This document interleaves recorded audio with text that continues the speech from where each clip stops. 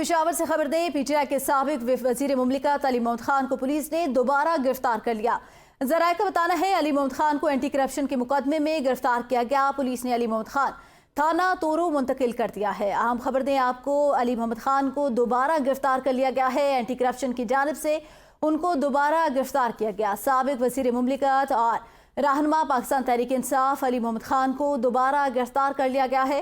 अली मोहम्मद खान को anti corruption के मुकदमे में गिरफ्तार किया, जबकि मर्दान पुलिस ने अली मोहम्मद खान को थाना तोरो में मुंतकिल कर दिया है। आम खबर दें आपको, पाकिस्तान तहरीक इंसाफ की रहनुमाओं की एक तरफ गिरफ्तारियों का सिलसिला जारी है, तो दूसरी जानिब उनके सीनियर रहनुमा अली मोहम्मद खान को पुलिस ने दोबारा गिरफ्तार कर लिया। मोहम्मद तैयब से मजीद जानते हैं। जी तैयब, आगाह कीजिएगा, साबिक वफाकी वजीर मुमलिकत अली मोहम्मद खान को दोबारा गिरफ्तार किया गया है।